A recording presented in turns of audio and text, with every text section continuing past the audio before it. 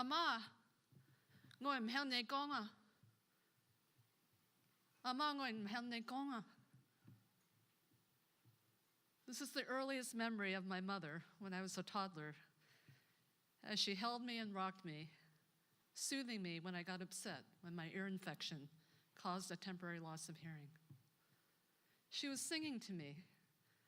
I could tell because I could see the flow of her lips and her mouth and her reassuring smile. My father worked long days and nights at our laundry and dry cleaning business, stopping only for a quick lunch break and dinner promptly at 6 p.m. every night, with the family at the dinner table before he went back to finishing the men's shirts for the customer pickup the next day. My mother was a seamstress, and we shared a love of the clothes women would bring in for dry cleaning and alterations, clothes that we can only dream of ever owning. You see, my father, on orders from my grandfather, left China for the United States when he was 14 years old. Sponsored by and a paper son of my godfather, who had already settled in San Francisco, my father, Ging, came to the United States in search for a better life to provide for his prearranged bride, Sue, and their future family. One might say he was an undocumented immigrant. With only a grade school education and no proficiency in English, Ging apprenticed in the laundry business in San Francisco's Chinatown for several years, mastering the craft. There was a path to citizenship for Ging then. My father became a naturalized citizen after enlisting in the United States Army and served in active duty during World War II. It would be decades after my childhood that his wartime experience would be given voice by old friends of the family. My father served as a munitions specialist planted in a ditch, feeding artillery through a machine gun. Ging married my mother, Sue, after the war, and I can still remember the first time I saw a copy of their wedding license that listed my father's occupation as merchant and my mother's as spinster. I kid you not. My mother escaped China with my older sister, Nancy, for Hong Kong after the communists had taken rule. Sue had to give up everything, all her valuables and money, so the communists would release my grandfather to join my mother and sister in leaving China for Hong Kong. My mother and older sister, Nancy, left China to stay with my aunt. In 1956, my mother, Nancy, reunited with my father in San Francisco, and I was born a year later. Ging and Sue settled in the west side of San Francisco, my father determined to make a go of his own business, not in Chinatown, but in the predominantly Irish Catholic neighborhood. It was a struggle. It was hard work.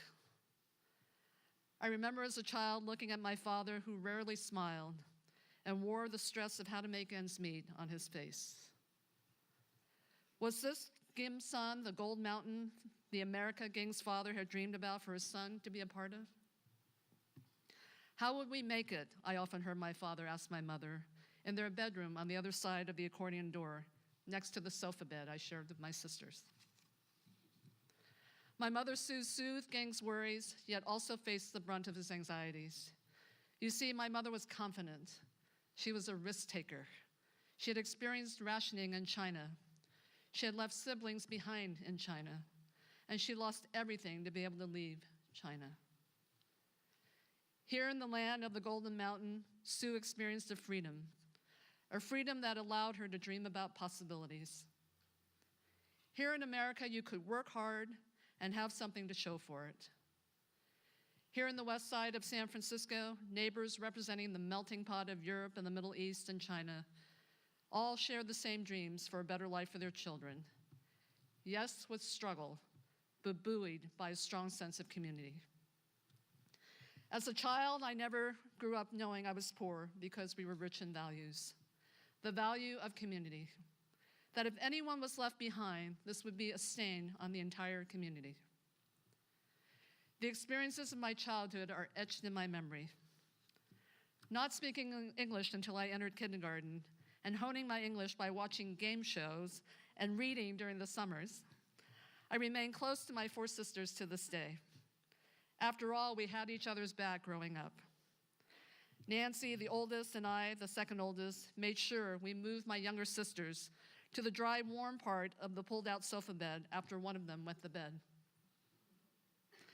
I, Sharon, and Doris, the middle sisters, less than 7 years apart among us, walking proudly around school and coming home to greet customers, donning identical jumpers from fabric my mother had found in the department store bargain basement, and hand-knit sweaters of bright gold yarn.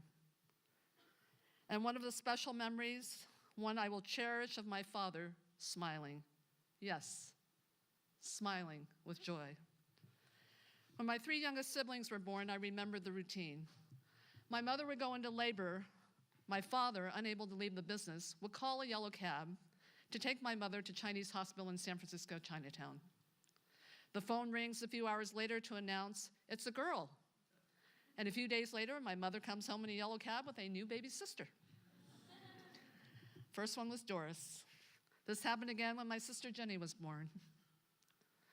But I remember in the summer of 1968, my mother going into labor early one morning with her 6th child. The yellow cab came to take her to Chinese hospital. The phone rings hours later, and the voice on the other end tells my father, "It's a boy." My father shut down the business so fast and dashed out the door, not even waiting for a cab, and hopped onto the streetcar to meet his new and only son. As we got older, Ging felt he had made it. His daughters would become his employees.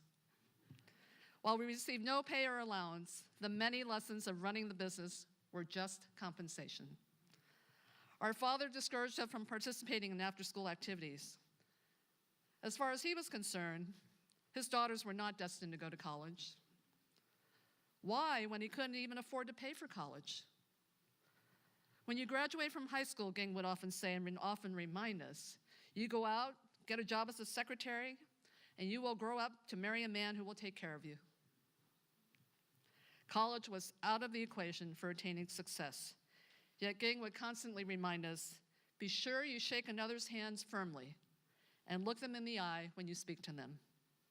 Sounds like sage advice for boys. And yes, girls too. I shook Leo Wolf's hand one day, one of the vendors, and looked him straight in the eye and said, "Mr. Wolf, my father needs 14 zippers this order, but will only pay for 12. Mr. Wolf waved his hand dismissively towards my father and began to walk out our storefront. "Please, Mr. Wolf," I said, "just add 1 red zipper and 1 gray zipper to the 12 black and white ones, please." He ultimately agreed. I felt so grown up, pleased at my triumph, because my father could afford the loaf of bread with the savings from the deal I negotiated. And there would be triumphs as the business did better, where the reward was fried egg sandwiches for lunch. Still my favorite sandwich to this day, although protein style. Knowing my destiny in my father's eyes, I would seek opportunities to prove that life could be more than just settling to become a secretary.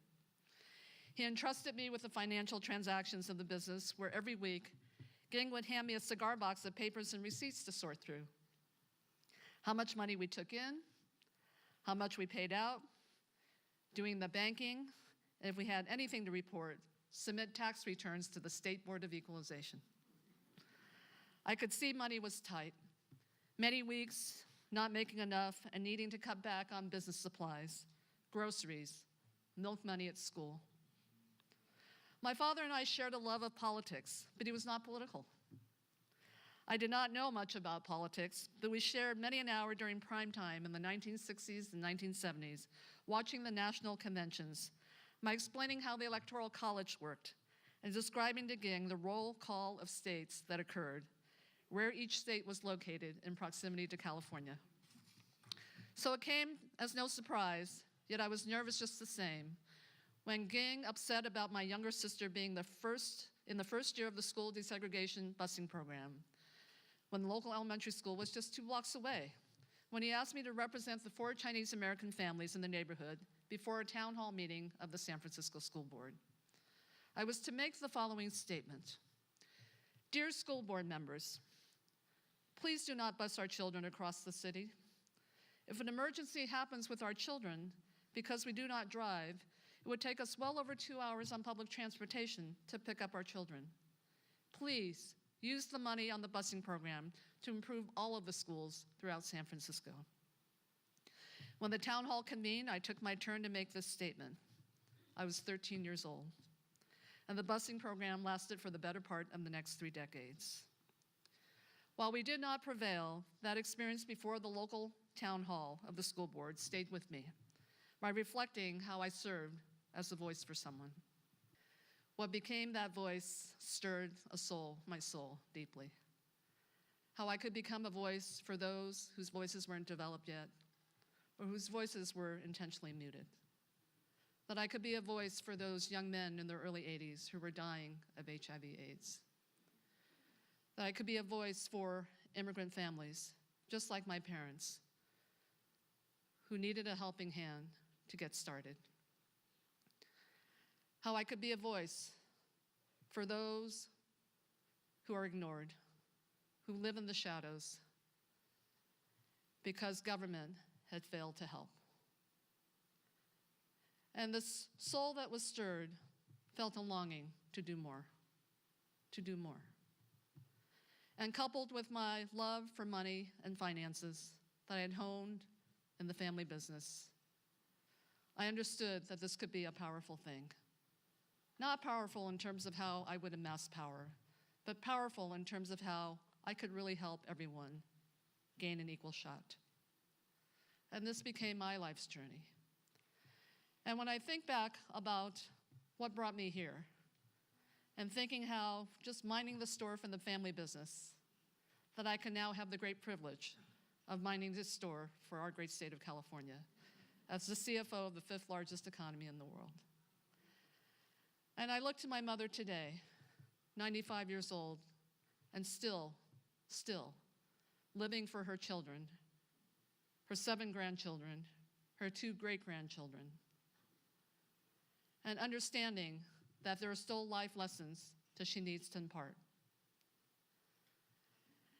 And I look at her and think 95 years and all that she has witnessed, all that she has experienced, all of the struggles, all of the sacrifices. And I stand here, admittedly, to tell you I have nothing to complain about. It is a blessing. My life has been a blessing because of who came before me and was able to provide those opportunities. And isn't that what all of our dreams are about? That when we think about just what we have done in our own lives to stand up for others, to be able to create those opportunities for others, to be able to live and share our hopes and aspirations with one another, especially for our children. I look at my mother today, 95 years old, recovering from viral encephalitis that she suffered almost 2 years ago. She is homebound. She's not able to swallow. She lives in San Francisco, and you're looking at one of her caregivers. And when I think about where my journey with my mother began from the earliest memories, we are creating memories now that I will cherish forever. And I want to just say to my mother, Ma, ni hanggang ngong ma. Ni hanggang ngong ma. Can you hear me? Ma, I love you. It is an honor to take care of you. And you will never be alone. But more importantly, I am grateful. Grateful.